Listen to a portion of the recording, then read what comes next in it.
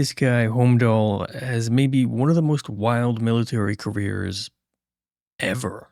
Charlie Dogwood. Though a man may fight in one army during his life, fighting in two is rare. Fighting in three is even more rare. But if you fight in almost 10 armies, you're Emil Holmdahl, a soldier of fortune whose military career spanned almost 20 years across multiple continents. Today, we won't go into the full depth of the minutiae of Holmdahl's storied career, but I'll give a general survey of his very wild career as a soldier, spy, and gun runner, mostly in Mexico. Holmdahl was perhaps one of the most experienced soldiers of fortune ever. We'll even discuss how he was potentially the guy behind a bizarre and strange incident, maybe, where the head of Pancho Villa was actually stolen. And no, I'm not joking, he probably did steal the head of Pancho Villa for a quick payday. Now, who was Emil Holmdahl? Holmdahl was born in Fort Dodge, Iowa, a small city surrounded by rural countryside. You could be a farmer, work in the meatpacking plant, or mine gypsum. Not much more than that. From an early age, he read Rudyard Kipling's stories and other adventure novels. Probably the only way the young Holmdahl could ever really explore the world. For a young farm boy without much of an education, he didn't have a lot to look forward to in life. But then, the USS Maine blew up off the coast of Cuba. At only the age of 15, 2 years below the minimum age, Holmdahl enlisted, paying a man to act as his father to falsely verify his age. He was sent to join the 51st Iowa Volunteer Infantry. The U.S. Army would be his first. Soon the regiment was in San Francisco, but by the time they got to the Philippines, the war was over. But a new war was just beginning. On December 10th, the U.S. and Spain signed a treaty, part of which gave the U.S. control over the Philippines. None of the locals were really fond of this whole new decision done by Spain and the U.S. without their consent, so very quickly tensions began to heat up and local freedom fighters and U.S. soldiers began to start to argue with one another, let's say. After a failed beach landing at the city of Iloilo, they instead landed at Cavite, near Manila. So at last, on February 3rd, 1899, the 15-year-old Holmdahl first set foot upon a foreign country. The following day, the Philippine-American War broke out. The 51st believed that Cavite would be attacked by Filipino soldiers in a nearby town called San Roque. But when no attack came, they began to march. When they arrived at San Roque, they established defensive positions and demanded that Filipino forces there surrender. The Filipinos refused. Instead, they falsely raised a white flag to confuse the Americans and then set fire to the town. It was in this chaotic, fiery atmosphere that the still 15-year-old Holmdahl cut his teeth in battle for the first time. It's unclear of when Holmdahl killed his first man, but it was probably here, in San Roque. The battle ended with many Filipinos dead or captured, with no losses on the American side. The following month brought more battles, and by April, they were marching on the northern outskirts of Manila. There, north of Manila, a new offensive would begin, and Holmdahl would finally get his taste of adventure, fighting in 4 major battles in 1 month. After the U.S. took the city of Angeles, Holmdahl was set on guard duty there at the future site of Clark Air Base. For them, the war was a success. The U.S. had the obvious upper hand and had won the war. For the young Holmdahl, if there was a chance to convince him to give up living as a soldier, this war wasn't going to do that. So I imagine then it must have been a big shock when the 51st was demobilized on September 6th, 1899. Rather than going home with the rest of the 51st, Holmdahl was now 16 and he was looking for a new job, his second army. Somehow Holmdahl was recruited into the service of a mercenary general named Edmund F. English, who had been contracted by the Qing dynasty's Dowager Qiji to make a mercenary regiment staffed by foreigners. This new group, the Qing Royal Imperial Guard, seems to have been made up almost exclusively of former U.S. soldiers in the Philippines and arrived in Shanghai, likely in October of 1899. But there was one big issue.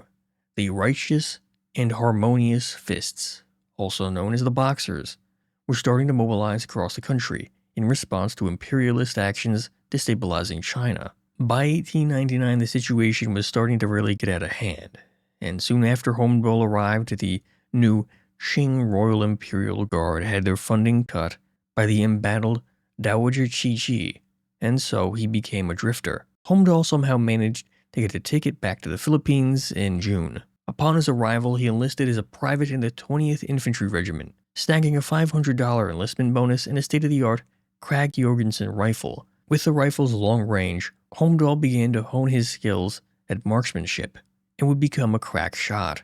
The Philippine-American War was still ongoing, but this was mostly insurgent mop-up operations, fairly low-level stuff. However, soon it would transition into the much more brutal Moro Rebellion. The Moro people are a primarily Muslim ethnic grouping in the south of the Philippines. They have issues with pretty much any central authority in the Philippines, first the Spanish and now the Americans. 3 of his friends would die in combat fighting the Moros. There are rumors that Holmdahl was also present at a notorious event, the battle, some say massacre, at Bud Dajo. However, the 20th Infantry does not seem to have been at the Battle of Bud Dajo, or massacre, I guess you could say, of Bud Dajo. In fact, they were about to be shipped back home, meaning that there was no reason for Holmdahl to have been at this site at the time the attack happened. Now, Holmdahl was heading home in 1906, 7 years after he first left home. War in the Philippines gave him his first taste of combat, how to be a marksman, how to use a machine gun, and how to deal with guerrilla fighters. Now back in San Francisco, Holmdahl enjoyed his time at the so-called Barbary Coast Red Light District for a time, but a month later, a massive 7.9 magnitude earthquake struck San Francisco. It was the Great San Francisco Earthquake. The earthquake would prove to be one of the most devastating to ever hit America, never mind San Francisco. It took the lives of several thousand and destroyed much of the city, either through earthquake damage or through fires that followed. Holmdahl was sent to guard the U.S. Treasury building in the city from looters. After a grueling 125-hour service, he was relieved. In the following year of 1907, Holmdahl was finally honorably discharged. He quickly moved to Oakland and found a job, but this lasted only about 2 weeks. He wasn't made to settle down and do normal work. That wasn't for him. Holmdahl was very quickly recruited by a man named Lee Christmas, a mercenary general operating in Central America. And this Lee Christmas guy is a fairly interesting fella. He was a former railway engineer who had somehow gotten wrapped up in the politics of Honduras, supporting conservative revolutionary Manuel Bonilla. Since then, Christmas had been assembling an army of American mercenaries to take over the country. In 1907, Holmdahl traveled to Nicaragua and joined his Third Army, becoming a key component in the army of Lee Christmas, hired especially because of his experience with machine guns. At the time, after all, machine guns were state-of-the-art machines. Up until around the turn of the century, the effectiveness had been hit or miss. But now improved designs and a newfound ease of access made the machine gun a much-needed commodity on the battlefield, much like the drones of today. There's not much information on Holmdahl's time in Central America, but we do know what was happening in that area during this period. El Salvador, Honduras, and Nicaragua were in the midst of chaos and war, in part created by the United Fruit Company, now known as Chiquita. On one side were liberals and the other side were conservatives, and the U.S. was involved too, of course. Lee Christmas was supporting the conservative general from Honduras, Manuel Bonilla.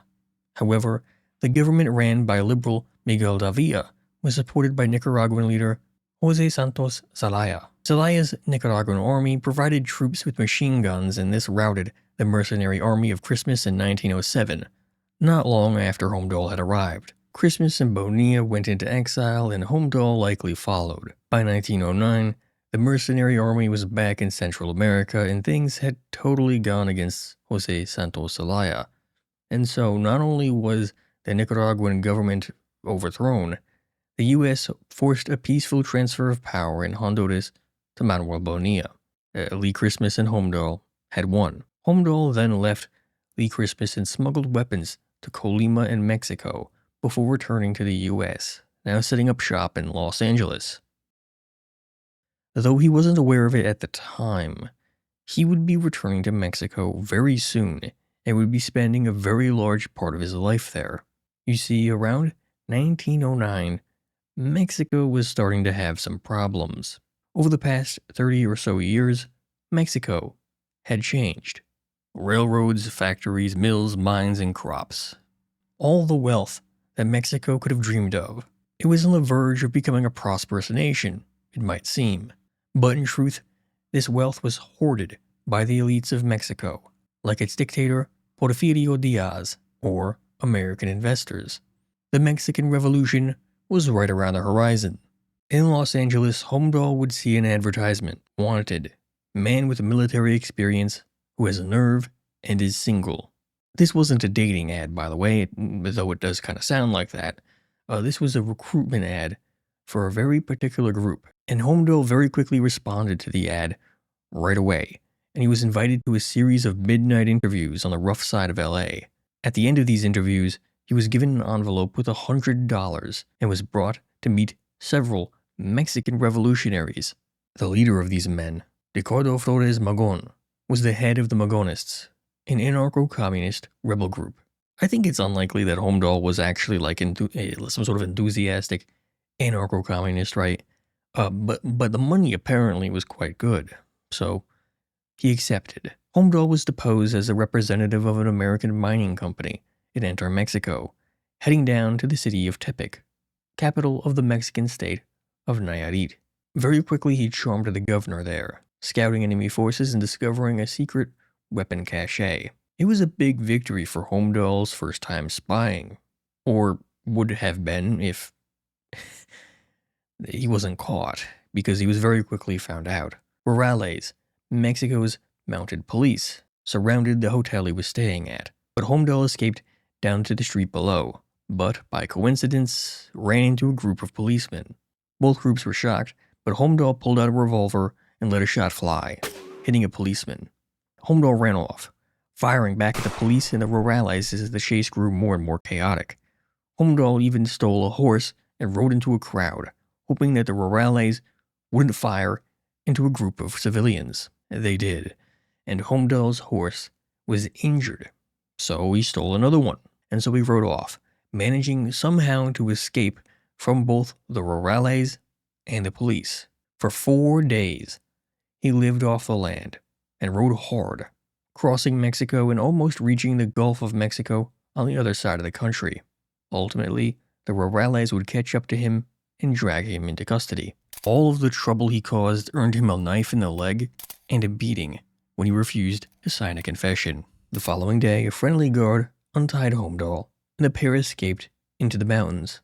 Though a normal person would have given up at this point, Holmdahl was anything but normal, and in fact, I think he verged on insane on some capacity, because he immediately did something that was so bold, so wild, and so very odd, that I was shocked when I first read it. Immediately after running away from the rurales of Nayarit, he immediately got work with the rurales of Sonora. That's the same group of people he was just running from. They're in the same agency, but I guess they didn't know it was him. I don't know how that happened. These rurales were formerly police, but a major part of their job was acting as a mobile militia for the Diaz regime. In effect, he had joined yet another army, serving Diaz, of all people. But secretly, Holmdahl was playing them. He was acting as a double agent, sending information back to the Magonists. Soon he joined another group, working for the railroad company as their chief guard, protecting gold shipments heading to the U.S. up from Sinaloa.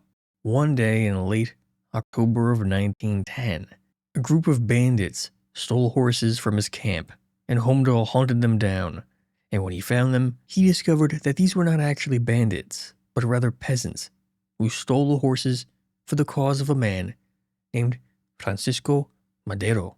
Earlier in that month, the major opposition candidate to the dictator, Porfirio Diaz, had written and published the Plan of San Luis Potosi. This plan called for the removal of Diaz by force, a true Mexican revolution. In a matter of a little over half a year later, Porfirio Diaz would flee into exile. But in the meantime, Holmdahl had deserted his work and joined the peasants. Now he was in yet another army.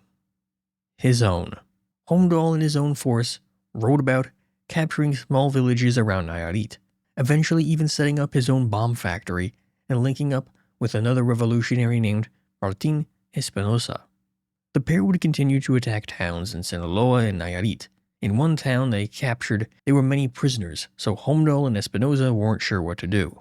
They could free the prisoners, many of whom were actually quite awful, or they could keep them locked up. But in doing so, they would anger their troops. Holmdahl came up with an idea to investigate the charges of the prisoners, call out the worst among them, and lead them out of town. Then the officers of their forces would execute those really bad prisoners.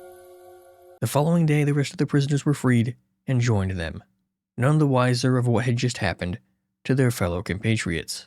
Tepic was taken soon after, but Holmdahl and Espinosa had a falling out that resulted in Tepic becoming a battlefield between Espinosa and Holmdahl. Holmdahl lost that battle and fled north to join the revolutionary forces of Madero. He joined yet another army and fought in the first battle of Agua Prieta, a major turning point in the war in Madero's favor. This would be followed by the first battle of Ciudad Juarez.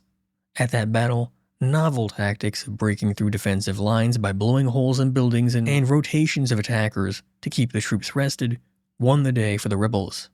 This is perhaps the first time that mouse holing, making holes in buildings to make pathways in urban combat, was used. These tactics were likely designed by two rebel commanders there, Pascual Orozco and Pancho Villa. Holmdahl would grow to hate both men. Orozco was a brave guerrilla leader, but later on betrayed Madero for not getting rewarded for his work, and Madero's refusal to distribute land to revolutionary soldiers. Pancho Villa was a little bit different. He was a former bandit leader who had taken the very easy and natural transition from banditry to revolutionary activities, and with the victory in Ciudad Juarez, he became a national hero. How the US and Holmdahl felt about Pancho Villa seemed to change with the wind. At one point, he was a genius commander from Mexico, and then, later on, he becomes the worst sort of villain. On May 21st, 1911, the Treaty of Ciudad Juarez was signed, and Porfirio Diaz fled to France. The new President Madero got to work, quickly alienating Orozco, Villa, and others. Unfortunately, he was not a great leader. In the meantime, Holmdahl fought the Yaqui natives in the north, a job which he later claimed that he hated, and he also helped a driver navigate his car to Mexico City in a rather strange side quest that evolved out of a Cadillac Automobile Company advertising scheme. By 1912, Madero would be at war with Orozco in the north and Zapata in the south. Holmdahl would fight on both fronts.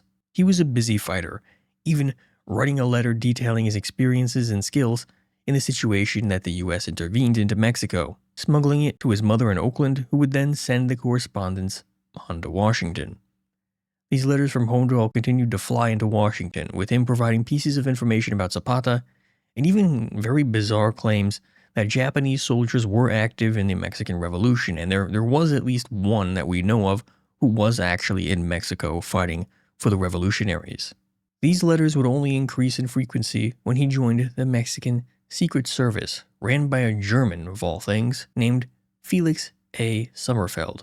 I guess if you have to have a Secret Service, hire a German. As part of this work for Sommerfeld, Holmdahl would constantly report on the goings-on in Mexico, but also use spy rings to uncover supporters of Orozco active in smuggling weapons to and from Mexico.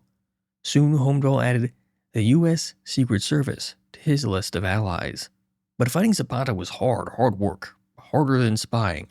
Zapata was an able commander, and there were no prisoners taken on either side of the conflict. It was bloody, ugly war. War without humanity. One time when escorting a train, Holmdahl and his rurales, yes, he had a group of rurales who followed him around now, were ambushed by Zapataists, and so they hopped off the train. But the train, very scared by the Zapataists, just kind of left them there on the tracks. It's not good. Not a good situation. So then it was just them and a whole bunch of Zapataists who were angry and were ready to kill. Holmdahl and his rurales were repeatedly charged, and only luck kept Holmdahl alive, surviving just long enough for a relief train from a nearby city to bring enough troops to save them. Allegedly, Holmdahl and Zapata would meet at least once, near the city of Cuernavaca. While patrolling with his men, they spotted some Zapataists and took chase on horseback, and one of the men that Holmdahl identified on horseback was Zapata himself, and he took a bullet in the arm, dropping his pistol. Though in that situation, obviously, Zapata would escape. Holmdahl would later find the revolver left on the ground, and he carved Zapata's name into the piece. But Zapata was so effective as a leader that soon the south of Mexico was being plagued by Zapata, and he looked to be on the verge of taking Mexico City. And so Madero made his final, fatal mistake. He appointed the hated, bloodthirsty General Victoriano Huerta to deal with Zapata. In February of 1913, when an anti-Madero coup unfolded, Huerta was in the right place at the right time. He flipped sides and assumed control of the government, executing Madero and his vice president. Now Holmdahl was a wanderer yet again, this time finding a position in the army of Pancho Villa. Yet another army was added to the list. Of those still from Madero's forces, the leaders were only Carranza, Obregón, and Villa. Holmdahl served Villa well, leading a charge at the Battle of San Andres that broke the deadlock between Villa and Huerta's forces, though at the cost of being wounded yet again. I didn't really mention this before, but Holmdahl was wounded so many times. Broken bones, bullet wounds, shrapnel, pretty much anything you could think of on a battlefield, he probably was on the receiving end. This wound at San Andres was probably the worst he would ever get, but in turn he was rewarded a Legion of Honor and would be promoted to the rank of colonel. However, for all of this success, his feelings towards Villa would turn sharply after the first battle of Torreon, when prisoners were executed 3 at a time by Villa's right-hand man, Rodolfo Fierro. The Battle of Tierra Blanca would prove to be yet another great moment for Holmdahl, earning him a place in the American newspapers, but yet again, Villa's men executed captured prisoners. Holmdahl had done this before to prisoners, but he had never done it to prisoners on a battlefield. Men in the Mexican Revolution, let's just say, had a unique approach to the concept of loyalty. For Holmdahl, he probably saw them as potential recruits or potential allies rather than, people to get rid of. But anyway, Villa was now at his apex in power, looking to march into Mexico City and to end Huerta's government once and for all. Holmdahl was then sent to El Paso, where he would set himself up in the Sheldon Hotel. In El Paso, he would trade goods stolen by Villa for much-needed guns and ammunition. Holmdahl was Villa's man in El Paso, but seeing Villa's more violent side and Holmdahl's growing negative relationships with Villa's top officers had disturbed him, so he began to write to Washington, D.C. yet again. He switched to the side of Venustiano Carranza, the true successor to Madero and, for the time being, ally of Villa, entering Mexico yet again to join the forces of Carranza. Illegal immigration, basically. There's a lot of illegal immigration going on. After the Battle of Zacatecas in June of 1914, the dictator Huerta was finally defeated and would flee into exile. Carranza entered Mexico City, and for the first time since Madero, Mexico was finally at peace. The revolution was over. For like 5 seconds. You see, in October of 1914, the Conventions of Aguascalientes was intended to smooth things over for the 4 big military leaders in Mexico: Carranza, Obregón, Villa, and Zapata. Big spoiler for anyone who hasn't read about the Mexican Revolution yet, this didn't work at all. Carranza and Obregón would remain the constitutionalists, and Villa and Zapata would become the so-called conventionists. The war continued, just with new enemies from among old friends. Holmdahl was dispatched to El Paso to create an army. The army was to be made up of American mercenaries and former Mexican Revolution participants, with the goal of striking a great blow against Villa.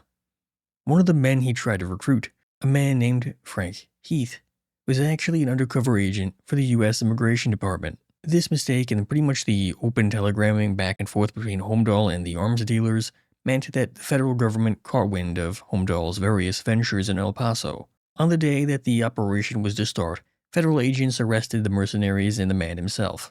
The feds found a boxcar filled with 100 saddles, bridles, and horse blankets, 400 canteens, 125 cases of ammunition, around 180 boxes of rifles, and a single box of bugles.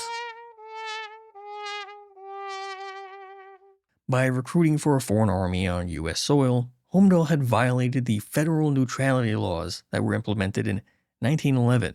At the time, they were still fairly new. Smuggling arms and ammo was just yet another set of charges that he was going to have to face. For the violation of neutrality laws alone, he could see as many as 3 years behind bars in a federal prison and a hefty fine. For Holmdahl, 3 years in the feds would mean that by the time he was out, the war would probably be over and likely not in Carranza's favor. While out on bail, Holmdahl kept engaging in gun running for Carranza and the Constitutionalists. Anything for the cause, I guess. It seems like Holmdahl was really dedicated to, at the very least, to the cause of Carranza. In October of 1915, Holmdahl and his compatriots were the first men to be convicted under the neutrality laws. However, the penalty, only 18 months in the federal prison system with no fine, meant that the judge had shown some level of leniency for unknown reasons. This is probably because the entire town of El Paso was running off of smuggling to and from Mexico, so there was a lot of really important people that Holmdahl was tied in with, especially locally. So ultimately, Holmdahl got a good deal, and he very quickly bonded out until his appeal, and after this he tried to join even the U.S. cavalry, but he was denied, no doubt because he was older, he was entering his 30s, and the fact that he was, supposed to be going to federal prison. And for Holmdahl, that was probably something really hard for him to take. He was used to going out in the field, being an adventurer, being a soldier. He was used to that, but now he was being denied entry. And it seemed like he was not only going to be going to jail, but he was going to be spending the rest of his life away from adventure. It was the exact opposite of what he wanted. Or that would have been what happened if Pancho Villa hadn't rode into Columbus, New Mexico, and attacked the local population. With this terrible act, America's opinion on Pancho Villa did a 180. Now he was a reviled villain who needed to be hunted down and taken out. America assembled a punitive expedition led by Blackjack John Pershing, using trucks, planes, and local experts to hunt down America's newest target. Holmdahl naturally fit the bill of a local expert quite well, taking up the role of a scout for the expedition. On one particular occasion, he led none other than a young George S. Patton on a mission to collect food and horses, but ran into the second-in-command of Villa's forces, a man named Julio Cardenas. A gunfight ensued, and the Villaistas were shot down. Patton took Cardenas' spurs, and in many ways this expedition became the opening of Patton's story, but it was also the closing of Holmdahl's. Now in 1917, Holmdahl was entering his mid-30s. He'd been at war for decades and had fought in numerous armies. He would ship off for yet another war, the First World War, and would leave the U.S. Army for the last time in 1920. After this, Holmdahl didn't have any more wars to attend to. Some stories state that Holmdahl fought in the Rif War against Spain and the Great Syrian Revolt against France, but firm documentation doesn't seem to exist. After this, there were no more stories of combat, verified or otherwise. But one story kept Holmdahl up at night. One single rumor. The rumor of Pancho Villa's hidden gold. Now having been assassinated in 1923, Villa was no longer around to claim it. It was just waiting to be taken by the first man who had the bravery and smarts to take it. This is when we get into the whole stealing Pancho Villa's head story. For some number of years, stories of Pancho Villa's gold had swirled around Mexico. In some stories, Pancho had hidden the gold himself after having been paid by the government to stop his revolutionary activities. In others, the gold was stolen and then hidden by a former underling of Villa. It seems that Holmdahl was potentially really obsessed with Villa's gold. After all, it would be a huge payout. In 1926, a caretaker for the graveyard in the city of Parral, in Chihuahua, found that Villa's tomb had been dug up and vandalized, and that Pancho Villa's head was missing. The police initially looked into the man who admitted to having assassinated Pancho Villa, Jesus Salas Barraza. Despite a 70-year sentence for his work in taking out Villa, in 1924 Barraza had actually been pardoned. It seems like he had some friends in the upper rungs of Mexico's political elite. Barraza's connections to important politicians seems to have prevented any deeper investigation of him, so the rumors that a Mexican military general and the governor of Chihuahua at that time, Jesus Antonio Alameda, had helped acquire the skull for an American secret society were looked into, but it didn't lead to anything. However, at just around this time, according to Holmdahl anyway, Holmdahl was coming back into town. The police immediately found and arrested Holmdahl, but the investigation didn't prove anything. He'd been drinking at a local bar, and other witnesses at the bar confirmed his presence there that night, but Villa's head had been taken, so Holmdahl presumably didn't take the head. Holmdahl was very quickly released and immediately left Mexico, never to return. Two men, one named L.M. Shadbolt and a West Texas rancher named Ben Williams, both claimed at different times that Holmdahl had admitted to taking the skull for a buyer in the U.S. That rancher, Ben Williams, went further to claim that Holmdahl, who had become a friend of his, said that he sold Villa's head to a man named Frank Brophy for $25,000, supposedly for Yale University's Skull and Bones Society, to keep and use. Famously, the Skull and Bones Society are rumored to have stolen the skull of Apache leader Geronimo as well, with lawsuits being waged over the issue. Ultimately, it seems that Holmdahl may have actually taken that skull. Regardless if he did or didn't, Holmdahl lived out the rest of his days in California. He lived a quiet but still relatively adventurous life, dying in 1963 while loading up some prospecting equipment into his car. And so ended the life of one of the most prolific mercenaries in human history, ironically, very far away from a battlefield in the Van Nuys neighborhood of Los Angeles at the ripe old age of 79. Thanks for watching. I hope you enjoyed. As always, the Charlie Dogwood channel provides stories on crime, corruption, chaos, conspiracies, and of course, cool stories. If that sounds good to you, please consider subscribing, liking, commenting, and sharing the video. Also, feel free to check out my Twitch, YouTube gaming channel, and stream VOD channel. All links are in the description. Without further ado, check out this video. It's pretty good. Good stories only. Thank you.